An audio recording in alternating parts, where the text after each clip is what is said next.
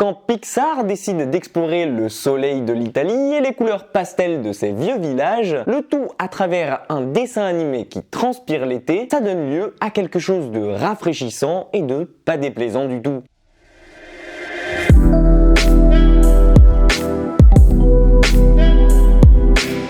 Luca, c'est donc le tout nouveau film d'animation qui débarque aujourd'hui sur la plateforme de Disney pour notre plus grand plaisir. Dans ce nouveau film de mon écurie préférée de l'animation, vous allez suivre Luca et Alberto, deux petits garçons qui souhaitent vivre la vie en grand et surtout vivre la liberté avec un grand L. Seulement voilà, petit problème, puisque ce ne sont pas des garçons ordinaires. En réalité, ils vivent même sous l'eau avec des branchies, une queue et des nageoires, et ils font partie de ces monstres marins qui habitent les profondeurs de la Méditerranée. Malheureusement pour lui, Luca vit encore chez ses parents et il refuse de le laisser partir, ne serait-ce que pour visiter la surface. Et c'est en fuguant avec son nouvel ami Alberto que tous deux vont décider de parcourir les terres de l'Italie à la recherche d'une Vespa pour pouvoir découvrir les sensations humaines qu'ils ne connaissent pas. Marcher, jouer, courir avec les autres gamins ou encore faire du vélo, tant de sensations qui n'existent pas sous l'eau. Mais ils vont devoir faire plus que jamais attention à eux puisque le village de pêcheurs qu'ils ont choisi est dangereux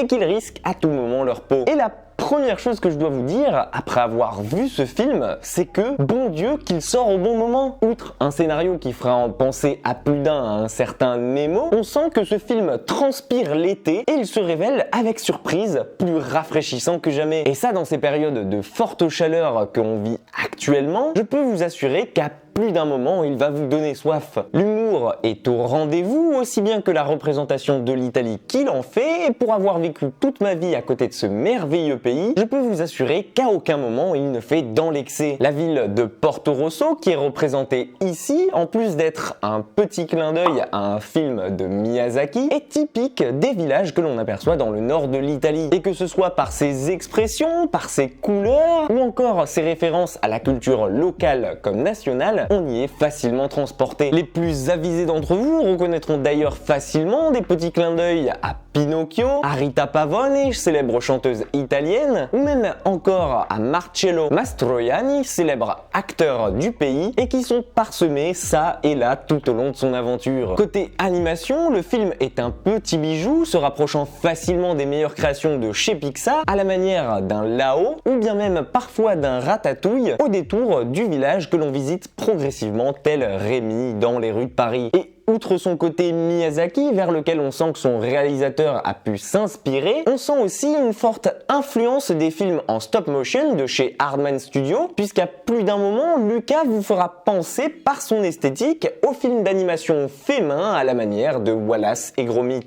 Honnêtement, et si vous avez un abonnement Disney+, vous devriez foncer le regarder, car il s'agit certainement pour moi du film de l'été. Si vous avez déjà vu le film, n'hésitez pas à me faire part de votre retour en commentaire, à me laisser un petit pouce bleu en bas de cette vidéo si elle vous a plu et à vous abonner à la chaîne pour ne pas vous transformer en monstre marin. Prenez soin de vous et comme d'habitude, nous on se dit à très vite pour une toute nouvelle critique.